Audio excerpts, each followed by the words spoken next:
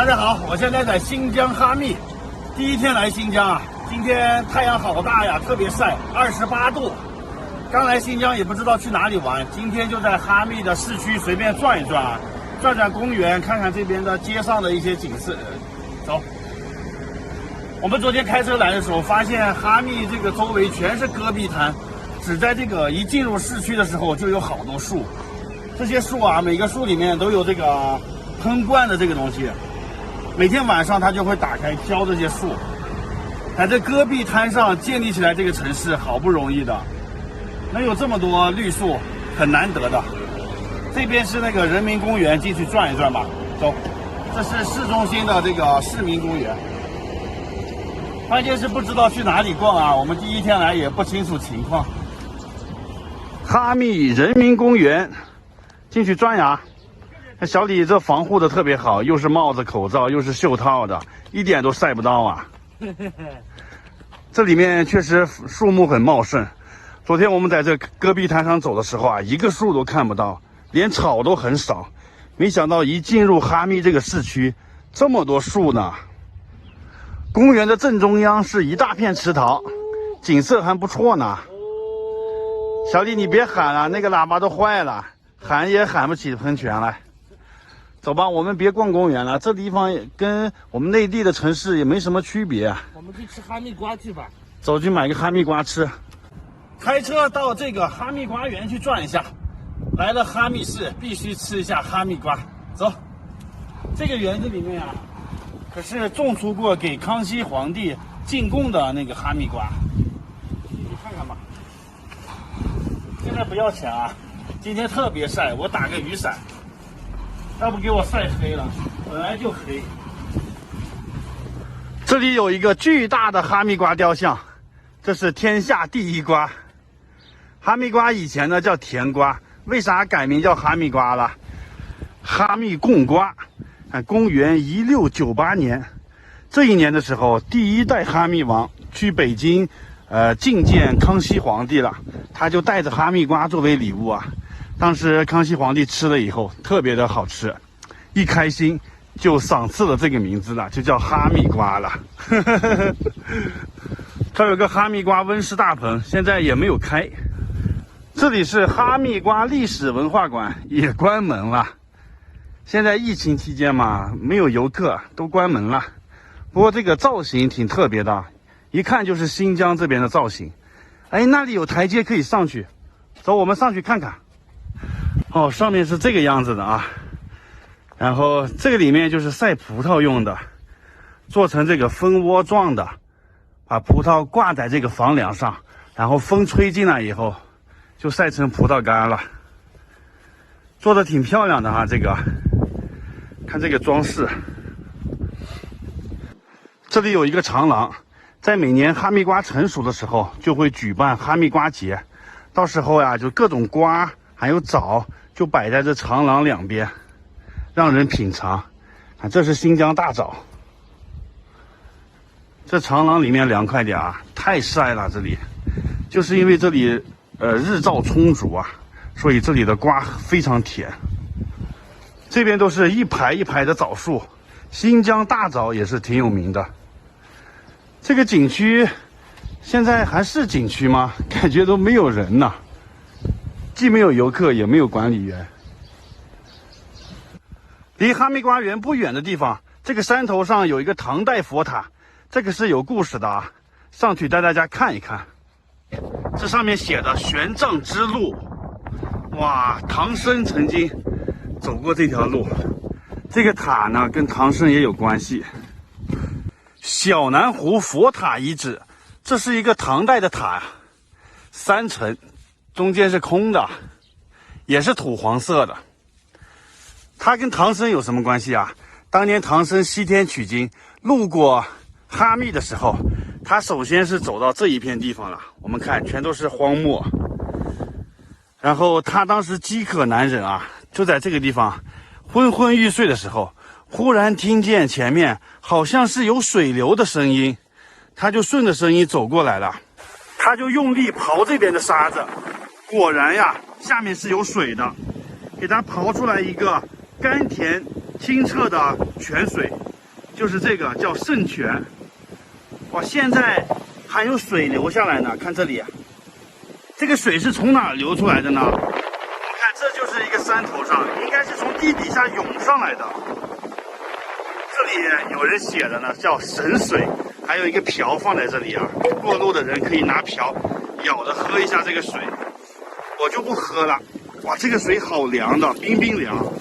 唐僧喝了这个水以后，精神焕发，在这边建了塔纪念这件事啊。所以这就是圣水和这个佛塔的来历。这附近大家看，全都是荒漠。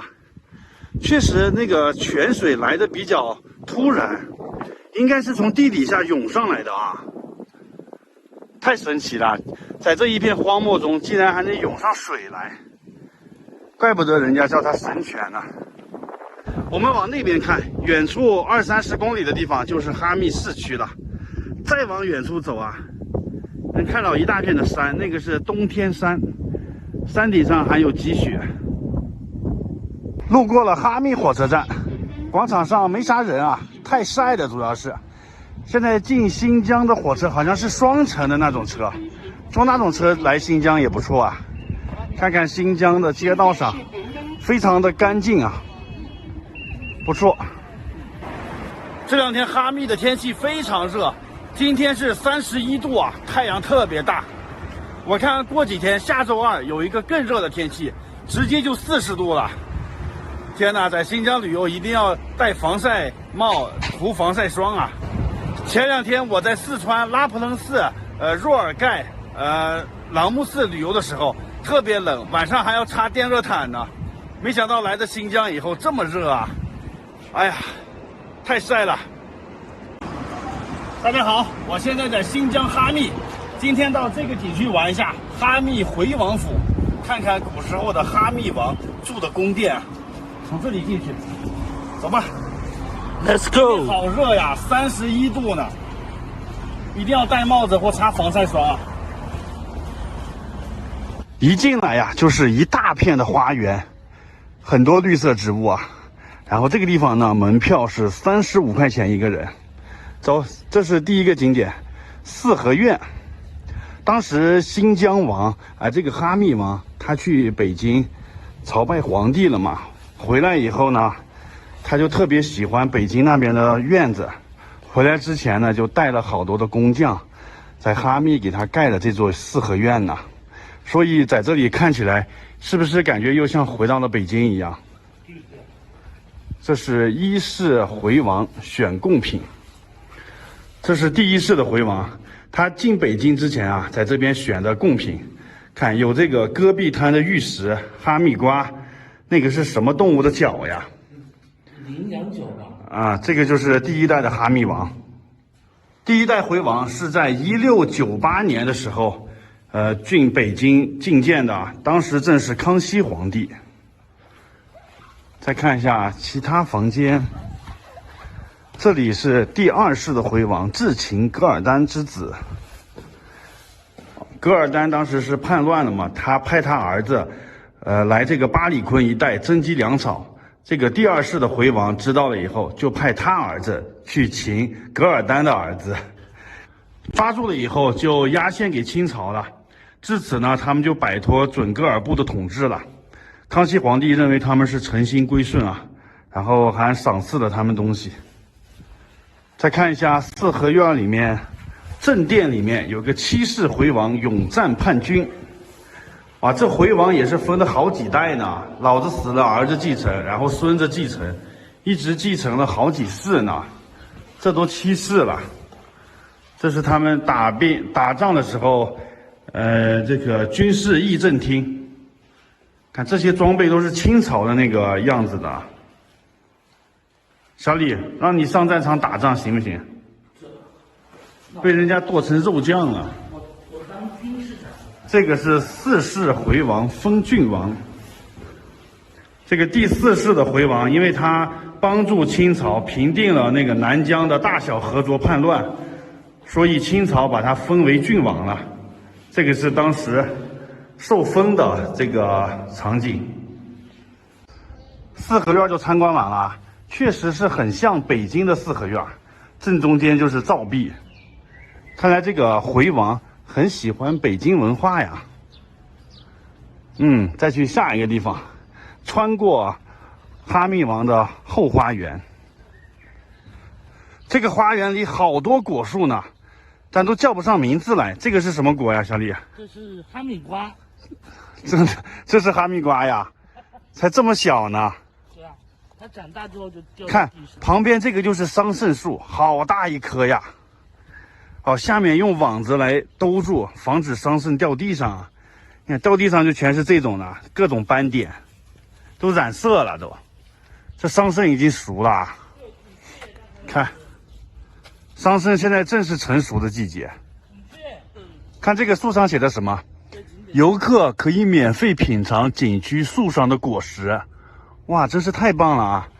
那看到这句话，那咱就品尝一下这里桑葚吧。看，这个桑葚全都变黑了，已经完全成熟了。摘一个尝。哎呀，这桑葚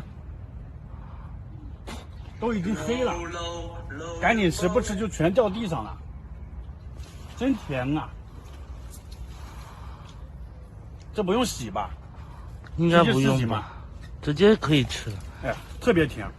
这里有一个碉堡，旁边就是牢房。哇，小李，快进去看看牢房。好几个门呐，那几个牢房都锁住了。看这个牢房啊，哇，好几间房间呢。这是真的牢房吗？哇塞，这是啥东西？做了个假人在里面，我感觉真的一样，吓我一跳啊！这就是牢房了。好，到对面的碉堡看一看，这也是瞭望哨的意思啊。从这个门就可以进去。哎，转了个圈儿，走啊，你还跳呢？啊，碉堡上不去，一个大梯子。在碉堡的这边就是点将台，打仗的时候就在这里调兵遣将。右边呢是军官休息室，左边就是军官议政处。先看看这个点将台吧，好阔气呀！咱也体验一下当哈密王的感觉啊！来，小李，把这选的美女都叫上来，站成一排。好，退朝。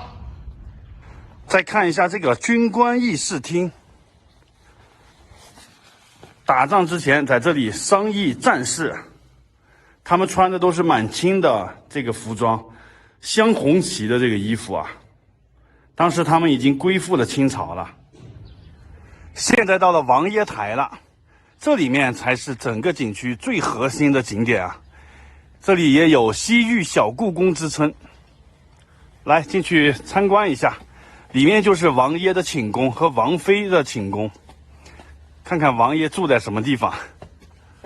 爬到台子上就是一个大门，走吧。看着门很小吧，其实这里面大有乾坤。哇，里面大得很呢，看，这就是王的宫殿，好宽阔呢，在一个高的台子上。正中间巍峨高大的这个大殿就是回王宫的大殿了，它这就是仿北京紫禁城的那些建筑格局啊，两边是配殿，中间就是回王办公的地方。这个楼是最雄伟壮观的，里面是这个样子的，跟北京故宫的太和宫很像，也是一个台子上面回王的宝座，爱妃站在旁边，回王显得好年轻啊。装饰的话也是跟故宫那个装饰很像，所以这里有小故宫之称。然后他的爱妃就住在这边，回王呢是住在这边。看看回王的寝宫，这里面也是四通八达的啊，一不小心就迷路了。看回王寝宫，哎呀，这边是客厅啊，回王坐在这里，不知道在思考什么呢。Hello， 打扰了。哇，回王的床，还是挺小的这个房间。再看一下回王寝宫的这个大门，挺有特点的吧？伊斯兰风格，清真寺那种风格的，和旁边的这个办公的楼啊，形成鲜明的对比。它这个王宫汇合了好几种民族的特色呢，看回族、汉族、蒙族、满族4个民族的风格修建的这个宫殿。你看进来以后都是北京的这种琉璃瓦呀、灰色的砖这种风格。这个就是王妃寝宫啊，跟那个回王的寝宫差不多呢。看王妃还有丫鬟正在给她梳妆打扮。王妃的打扮为什么是清朝那个妃子的这种样子呢？这边也是睡炕的啊，看这个是烧火的炕。回王府的外面，看那里呢有2个超大的瓜，一个西瓜，一个哈密瓜，好大呀！到这个阿勒屯古街里转一转，这是传统村落，新疆风格的维族风格的，还有个大的宝葫芦。看这两边的建筑，很有异域风情的啊。这些房子都是这种土灰色的，看这些装饰，新疆这边的风格。新疆地毯，看到地毯我就想起来会飞的那个地毯了。小李，中午我们吃点啥呀？吃这个大盘鸡吧。就吃这个新疆餐馆吧，有大盘鸡，有拌面，新疆特色啊。我们吃一个大盘鸡，新疆大盘鸡。这院子里的环境布置的还不错呢，很有新疆特色。然后再先喝2杯茶吧，还是这种茶壶的啊，跟阿凡提里面那种感觉差不多。阿拉丁神灯。阿拉丁神灯。来，还有这个肉串，1块钱一串的这个肉串，这是什么肉？羊肉。羊肉我不吃那个，我就吃鸡腿就行，我就吃这个大盘鸡就行。这个还可以哦。这么大一份呢，68一份啊。鸡翅，还有面条还没上。哇，鸡翅，这土豆块很大呀，这是正宗的新疆大盘鸡。面也上来了啊，把面直接就放进去吧。就我俩人吃，谁也别嫌弃谁了啊。你放那边，我放这边。这就是盖面、拌面，大盘鸡拌面，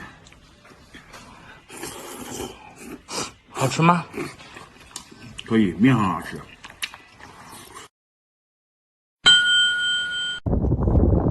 大家好，我现在到新疆吐鲁番了，看我身后啊，就是著名的火焰山。这个地方真的是太热了。大家知道吗？现在41度呢，啊，晒死了！我赶紧打个雨伞啊！看看这个火焰山，那边也一直都是啊。然后这个地方就是孙悟空打翻太上老君炼丹炉的那个地方，火焰山。今天带大家在这里转一转，门票是40块钱，走，转一下。这个火焰山呢，绵延了100多公里呢。我现在看到呢，只是其中这么一小段，它的宽度是6公里到8公里这么宽，中间呢有好多条这个峡谷，就是能穿过去的沟呢。这是牛魔王的雕像，铁扇公主的雕像，据说只有铁扇公主的这把扇子才可以扇灭这边的火呢。这个山确实太奇特了。它长得就像是火焰一样，看这一条一条的沟，像不像熊熊燃烧的火焰呢？确实是名副其实啊。这个地方就因为《西游记》啊出名了。它其实就是马路边的一座山。这里就是《西游记》唐僧师徒4人西天取经的这个雕像啊。我们看后面那个火焰山，山上一棵草都没长，也没有鸟会停在那山上，因为温度实在是太高了。这地方感觉不适宜人类居住啊，脸被遮得特别疼赶紧打着雨伞啊，走吧，走。然后这个景区里也没有什么好玩的，就是有几个这些雕像拍照。我估计待不了10分钟就要走了，我就差不多10分钟嘛，赶紧走吧。这个地方为啥这么热啊？它的海拔其实并不高，因为那山脚下就是海拔0米线。它之所以这么热，因为它地处在这个亚欧大陆的正中间，它离这个北边北冰洋很远，离西边的大西洋很远，离南边的印度洋也很远，离东边的太平洋也很远。它等于离这4个海洋都非常的远，而且它这个地方又是一个盆地，所以它非常的热啊，受不了了，走吧，出吧。这里有好多游客啊，看他们都在往这边拍照。中间呢是孙悟空的金箍棒，超级大呀。其实它是一个温度计，我们看一下现在这里的温度呢，60度。这个指的是地表温度啊，就是地表温度。现在实际上的温度是41度，那也非常热了，跟烤熟鸡蛋的温度。这个温度计啊，它是上海吉尼斯世界之最，高是12米呢，哇，非常高啊！这边还有火焰山沙窝烤鸡蛋呢，就把鸡蛋埋在这个沙子里，过一会儿就烤熟了。现在地表温度是60度，60度应该熟不了吧？要100度才能熟啊！这里还可以骑骆驼呢，那里有好多骆驼。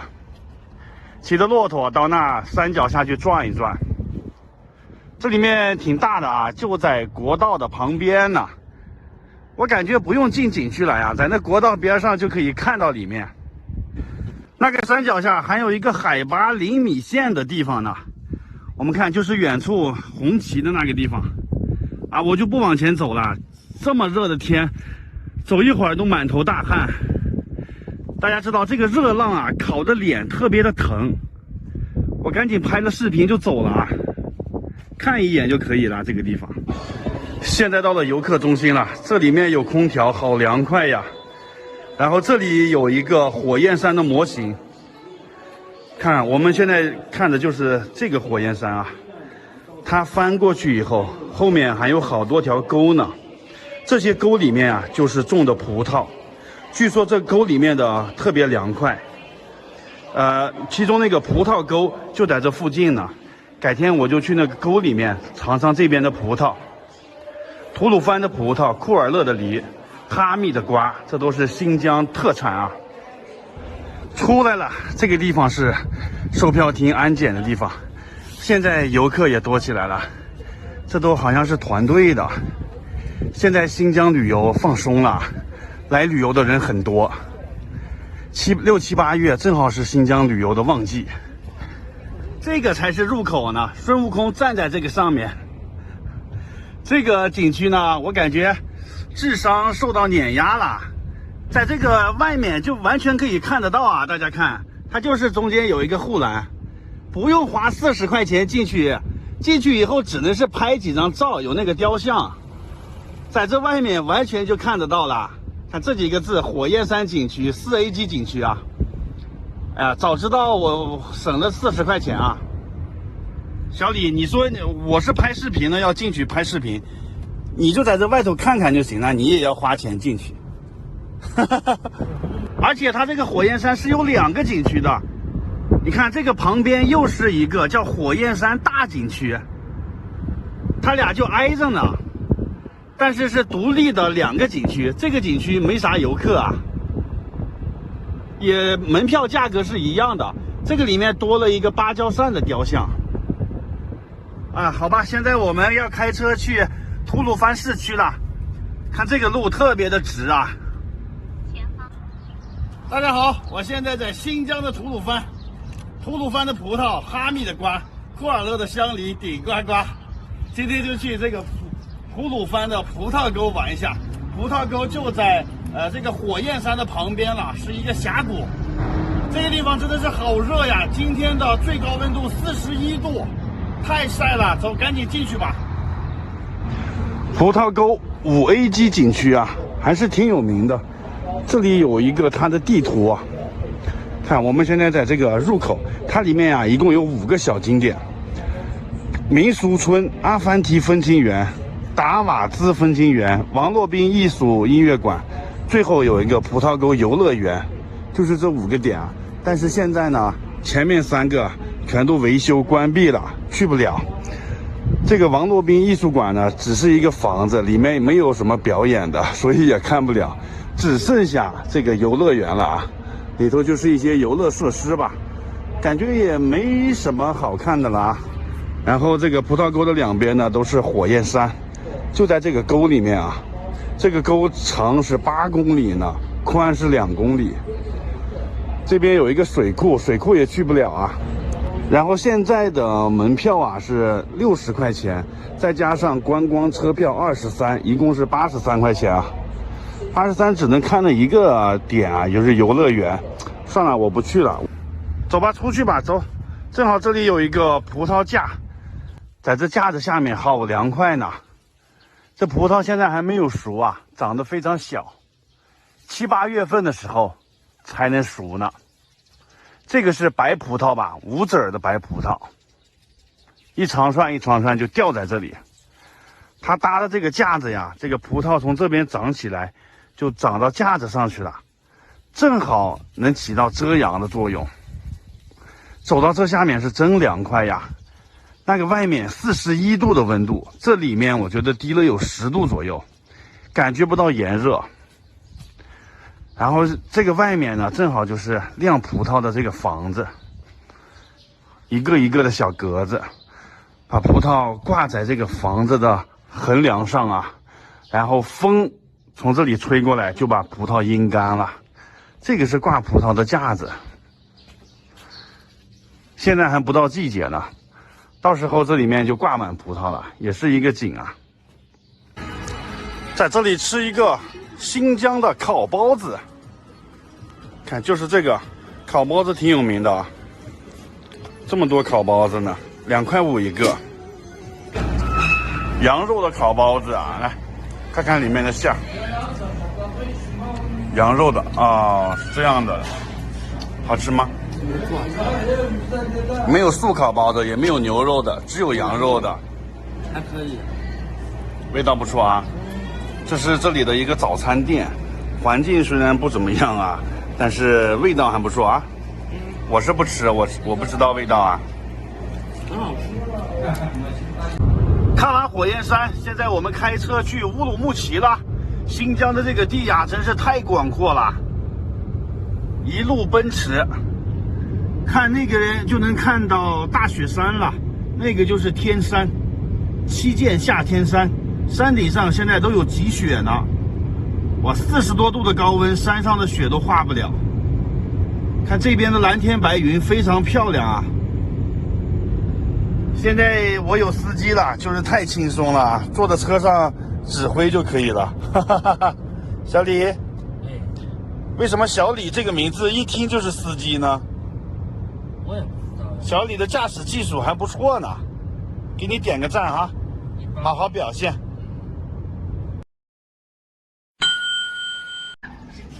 大家好，我现在在新疆的乌鲁木齐，今天要去著名的天山天池玩一下。啊，今天真的好热呀！给大家看看今天的温度啊，最高温39度，这么大热天，戴上袖套啊，走，出发，去天池玩一下子。看一下现在的门票价格，旺季是95，淡季是45。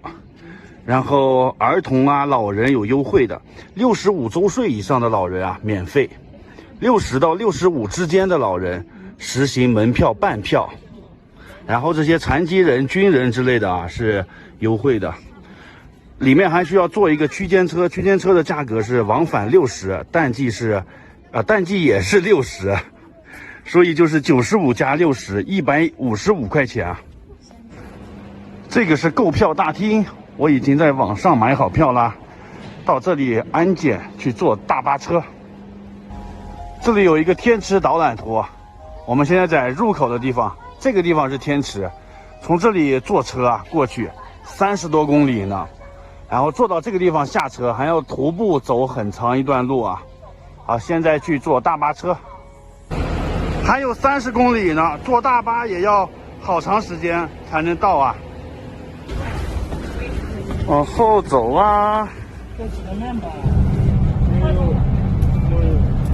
你们是俯瞰天池，一定要先拉出来一张全景图。